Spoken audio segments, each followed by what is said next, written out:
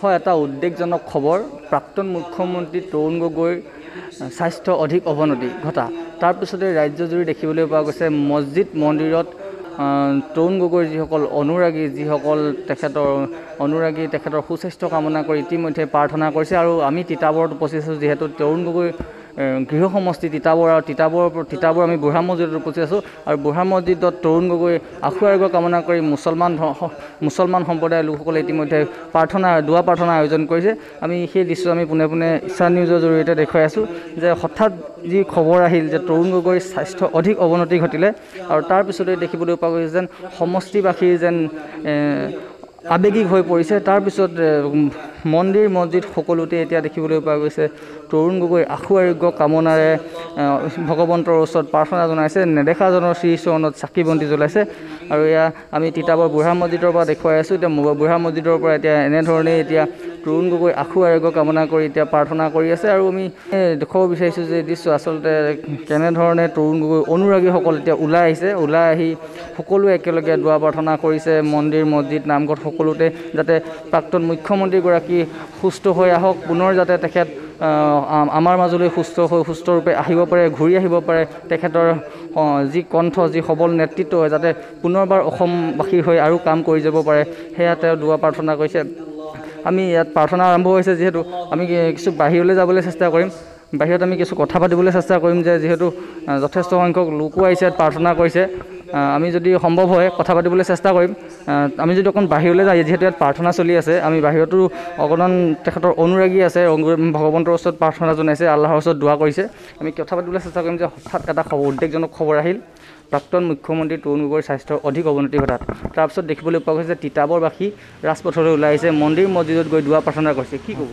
নিশ্চয়, তৰুণ গগৈ ডাঙৰীয়া তিনিবাৰকৈ অসমৰ মুখ্যমন্ত্ৰী হৈ আছিলে তেখেতক আমি নিশ্চয় ভাল পাইছিলোঁ। আৰু তেখেতৰ হকে আজি আমাৰ এই তিনিআলি বুঢ়া মছজিদত দোৱা কৰোৱা হয়। আৰু তেখেতৰ আশু আৰোগ্য কামনাৰে আমি সকলোৱে দোৱা কৰিছোঁ। আমি জাতি বৰ্ণ ধৰ্ম নিৰ্বিশেষে সকলোৱে যাতে তেখেতৰ কাৰণে দোৱা কৰোঁ, এয়ে মই ৰাইজৰ ওচৰত মোৰ অনুৰোধ। তেখেত আকৌ সুস্থ হৈ উঠক আৰু আকৌ আমাৰ অসমত তেখেতে এই ৰাজনীতি পথাৰখনত খুব বলিষ্ঠভাৱে তেওঁ নামি আহক, মই এইটোৱে আশা কৰিছোঁ। আৰু এইটোৱে আশা কৰি মই ইমানখিনিয়ে কৈছোঁ। হয়, সকলোৱে আশা কৰিছে যে প্ৰাক্তন মুখ্যমন্ত্ৰী তৰুণ গগৈ সুস্থ হৈ পুনৰবাৰ উঠি আহক আৰু নেতৃত্ব দিয়ক, ৰাজনৈতিক পথাৰখনত নামি আহক, সবল বলিষ্ঠ কণ্ঠৰে পুনৰবাৰ নেতৃত্ব দিয়ক। আমি আৰু এজন ব্যক্তি আছে, যিহেতু দেখিবলৈ পোৱা গৈছে যে অতিকৈ এটা উদ্বেগজনক খবৰ, প্ৰাক্তন মুখ্যমন্ত্ৰী তৰুণ গগৈ হঠাৎ স্বাস্থ্যৰ অৱনতি ঘটাত আপোনালোক সকলো ওলাইছে, প্ৰাৰ্থনা জনাইছে, কি ক'ব? ক'বলৈ আমি এই মুহূৰ্তত আল্লাহৰ ওচৰত দোৱা কৰিছোঁ। তিতাবৰক অসমক নেতৃত্ব দিলে এসময়ত তিতাবৰ বৰ্তমানৰ বিধায়ক, তেখেতক আল্লাই তেখেতৰ চিফাখানাৰ পৰা চিফা দিয়ক বেমাৰৰ, আৰু সোনকালেই আৰোগ্য হৈ উঠক, আমি সেয়াই আল্লাহৰ ওচৰত আৰজ কৰিছোঁ।